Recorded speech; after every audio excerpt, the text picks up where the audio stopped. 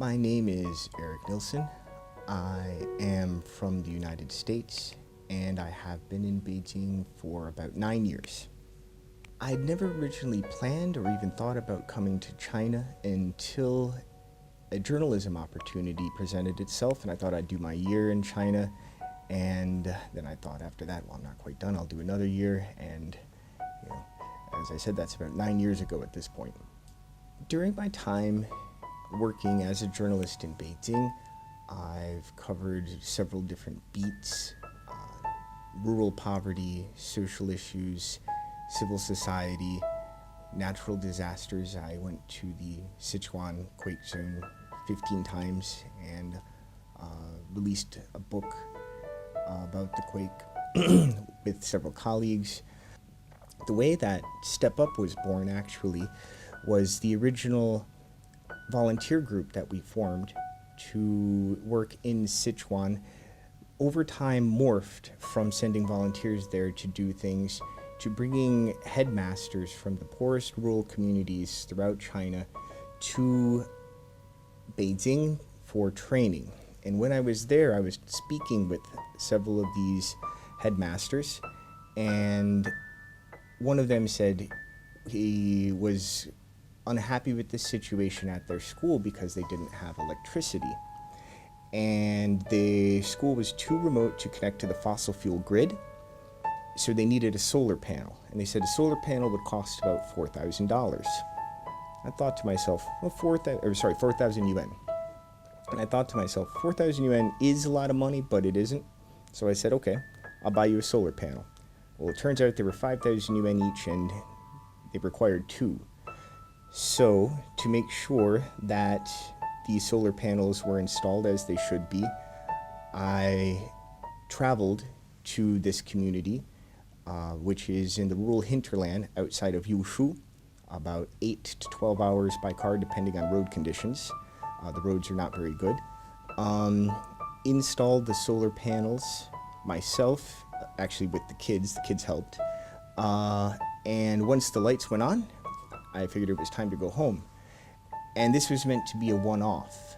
But when I was out there, I came to really realize that there were a lot of great needs in the area. A long time we focused on a lot of infrastructure.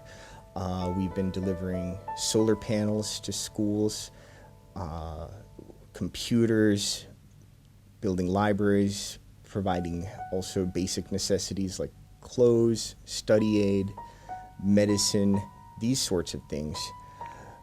We're hoping to shift also to do more to help the people with disabilities in these nomadic areas, because they're extremely difficult areas, I think, to live with a disability. And around the end of this week, then, we will have a girl who has a very severe cleft palate coming from Chumalai County to Beijing, where we will provide surgery for her. But, we received her request at a time when we also received another request from a girl who has a severe leg problem that causes her mobility issues. And unfortunately at this time, her request, the request of the girl with the leg for surgery, is far out of our budget. We're not a large group by any means, and many of the donations, perhaps a majority still, come out of our own pockets for the work that we do. We have about 5 really hardcore people and a peripheral group of 20 to 40 fairly regular volunteers who pitch in on a fairly regular basis. And then, of course, beyond that, dozens more people who donate or help in whatever way. Maybe they just volunteer once. The truth is that while I think, this is certainly one of the very most important things that I've done with my life, it ultimately becomes priority C because I have a family that will always come first.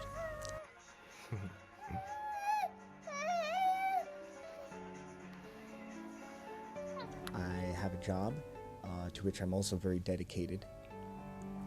And so, with what little time is left and energy is left, that generally is what is devoted to step up. What sacrifices the most generally is sleep. But I think one of the things, and part of the idea behind the entire name Step Up, isn't even that we really, of course we want people to help these kids, but what we would hope is that people would find comparable situations in the world, places where things are not as they should be, and take it into their own hands, essentially, to do something about it. There's that old saying, I always wondered why somebody didn't do something about that, and then I realized I'm somebody. I would hope very much that what we're doing could inspire people to join or support Step Up, or go out and start their own sort of project that is very much like Step Up.